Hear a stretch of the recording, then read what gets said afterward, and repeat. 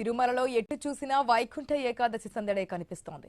7 కొండలు శ్రీవారి నామస్మరణతో మారుమ్రోగుతోంది.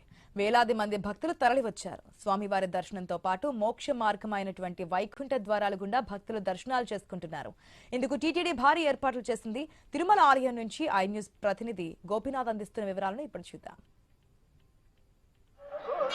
తిరుమల వైకుంఠ ఏకాదశి సందర్భంగా తిరుమలకి ఇప్పటికే పెద్ద ఎత్తున భక్తులు రావడం జరిగింది. తిరుమలలో బంగారు రథోత్సవం కూడా ఊరేగింపు జరుగుతుంది. ఒకసారి మనం చూడొచ్చు. స్వామివారికి సంబంధించినటువంటి ఏదైతే బంగారు రథోత్సవానికి సంబంధించినటువంటి దృశ్యాలు కూడా మనం చూడొచ్చు. పెద్ద ఎత్తున భక్తులు తిరుమలకి తరలి వస్తున్నటువంటి నేపథ్యంలో ఇప్పటికే దాదాపుగా 60 నుంచి 70 వేల మంది వరకు కూడా టోకన్స్ అన్నింటినీ కూడా టీటీడీ ఏర్పాటు చేయడం జరిగింది. ఇవాళ ఏకాదశి, రేపు ద్వాదశి, అదేవిధంగా ఎల్లుండి నూతన సంవత్సర వేడుకలు చూడొచ్చు.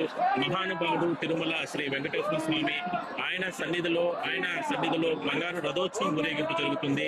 వేలాది మంది భక్తులు, లక్షలాది మంది భక్తులు స్వామిని దర్శనం చేసుకున్న తర్వాత ఈ బంగారు రథోత్సవంలో కూడా పాల్గొంటున్నారు. ఇక్కడ ఆలయం వద్ద ఒకసారి మనం చూస్తున్నట్లయితే కూడా అత్యంత బ్రహ్మోత్సవాలు, వార్షిక బ్రహ్మోత్సవాల్లో మాత్రమే బంగారు రథోత్సవం ఆలయం ఇక్కడ తిరుమలలో జరుగుతుంటుంది. అలాంటిది ముక్కోటి దేవతలు ముక్కోటి ఏకాదశి రోజున తిరుమలకు వచ్చి ఇక్కడ మహావిష్ణువు ప్రతిరూపమైనటువంటి తిరుమల వెంకటేశ్వర స్వామి సన్నిధిలో ఇక్కడ ఉంటారనేది భక్తుల విశ్వాసం. ఈ రోజు ఇక్కడికి వచ్చి ఇక్కడ స్వామిని దర్శనం చేసుకుంటే ముక్కోటి దేవతలను కూడా సందర్శించినట్లు, దర్శనం చేసుకున్నట్లుగా భక్తులు విశ్వసిస్తారు. మనం చూడొచ్చు. ఆలయం వద్ద పరిసర ప్రాంతాల్లో చూస్తే పెద్ద ఎత్తున భక్తులు రావడం జరిగింది. భక్తులతో పాటు వాళ్ళు బంగారు రథోత్సవం ఊరేగుతున్నటువంటి సందర్భంలో కర్పూర హారతులతో నీరాజనాలు పలుకుతున్నారు. అందరూ కూడా స్వామిని దర్శనం చేసుకుంటున్నారు. ఎక్కడ కూడా తోపులాట్లకి తొక్కులాట్లకి ఆస్కారం లేకుండా టీటీడీ ఏర్పాట్లు చేయడం జరిగింది. 1 గంట 30 నిమిషాలకు స్వామివారికి సంబంధించినటువంటి విశిష్ట కైంకర్యాల అనంతరం ఆలయం లోపల ఏదైతే ఈ ద్వారాలన్నింటినీ కూడా తెరవడం జరిగింది. దాని తర్వాత విఐపీలకి ప్రాధాన్యత కల్పించారు. దాని తర్వాత మిగిలినటువంటి సామాన్య భక్తులకు కూడా ప్రస్తుతానికి దర్శనం కల్పిస్తున్నారు.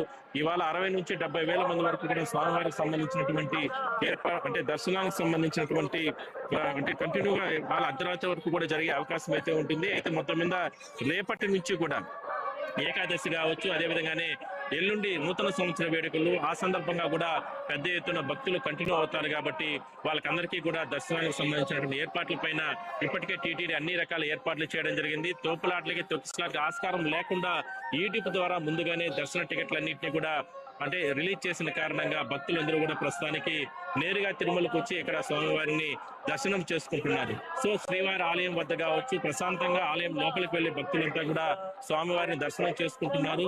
ఉదయం విఐపీల దర్శనం అనంతరం సామాన్య భక్తులు ప్రస్తుతానికి దర్శనం కొనసాగుతుంది. ఇవాళ అర్ధరాత్రి వరకు కూడా ఈ దర్శనాలు కొనసాగుతాయి. మరి ఇక్కడే కాకుండా మరికొన్ని ప్రాంతాల్లో స్వామివారికి సంబంధించి దర్శనం పొందలేని భక్తులు, ఈ డిపో ద్వారా టికెట్లు పొందలేని భక్తులు మిగిలిన తిరుమలకు వచ్చిన తర్వాత ఇక్కడ మరికొన్ని ప్రార్థనా స్థలాలు కావచ్చు, ప్రార్థనా దేవాలయాలు కావచ్చు, ఇవన్నీ కూడా తిరగచ్చు అంటూ కూడా టీటీడీ ఇప్పటికే కూడా విజ్ఞప్తి చేసిన నేపథ్యంలో అక్కడ భక్తుల రద్దీ ఏ విధంగా ఉంది, అక్కడ టీటీడీకి సంబంధించిన ఏర్పాట్లు ఏ విధంగా జరిగాయి, అదేవిధంగానే క్యూ లైన్స్ కానీ లేదంటే గదులు, కాటేజీల వద్ద కూడా ఒకసారి మనం తిరిగే ప్రయత్నం చేద్దాం. అక్కడ దర్శనానికి సంబంధించినటువంటి భక్తులు ఎటువంటి ఇబ్బందులు పడుతున్నారు, అదే స్థాయిలోనే వాళ్ళ అభిప్రాయం కూడా మనం తెలుసుకునే ప్రయత్నం చేద్దాం.